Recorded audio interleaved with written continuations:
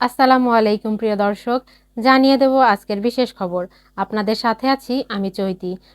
একটা বিষয় হচ্ছে যে বর্তমান পরিস্থিতিতে যে কোনো মূল্যে আইন শৃঙ্খলা বাহিনীকে পরিস্থিতির নিয়ন্ত্রণ নিতে হবে, বিশেষ করে পুলিশি ব্যবস্থাকে ফাংশন করতে হবে। পুলিশ যেভাবে রুট লেভেলে প্রতিষ্ঠান হিসেবে ছড়িয়ে আছে, পুলিশ যদি ফাংশন না হয় তাহলে আইন শৃঙ্খলা পরিস্থিতি কিন্তু স্বাভাবিক হবে না।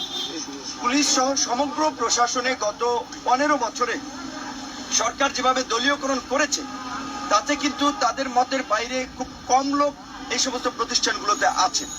তাহলে রাতারাতি তো সব পরিবর্তন সম্ভব নয়।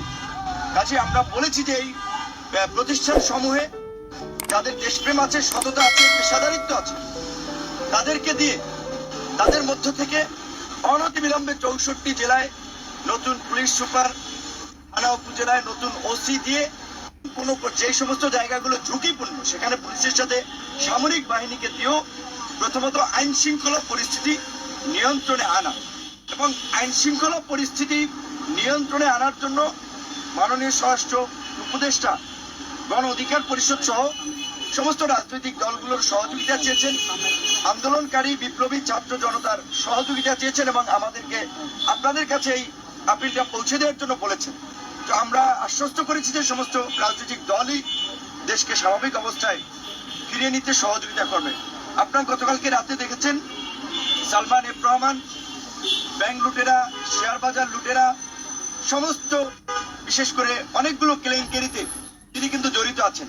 কাজে তাদের মতো ব্যক্তিদেরকে এমন মামলা দেওয়া যাবে না যে জামিন পেয়ে আবার বের হয়ে যায়। সুস্পষ্ট অভিযোগের ভিত্তিতে তাদের বিরুদ্ধে মামলা দিতে হবে এবং এদের পাশাপাশি আরো বেশ কিছু রাঘববোলরা ধরা পড়বে।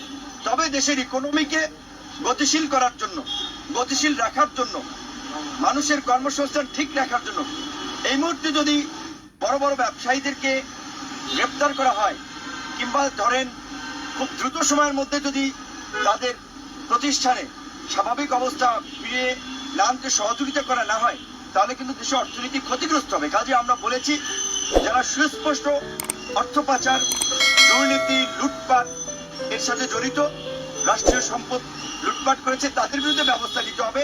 কিন্তু ভালো ব্যবসায়ীরা যেন হয়রানির শিকার না হয়, ভালো ব্যবসায়ীদেরকে সহযোগিতা করতে হবে দেশের ইকোনমি। প্রিয় দর্শক, আজ এ পর্যন্তই। নতুন কোনো খবর নিয়ে আবারও হাজির হব। সে পর্যন্ত সবাই ভালো থাকবেন। চ্যানেলটিকে সাবস্ক্রাইব না করে থাকলে এখনই সাবস্ক্রাইব করুন এবং পাশে থাকা বেল আইকনটি বাজিয়ে দিন। আর ফেসবুক থেকে দেখলে ফলো দিয়ে রাখবেন, এতে সবার আগে আপডেট নিউজ পেয়ে যাবেন আপনার নোটিফিকেশনে। আসসালামু আলাইকুম।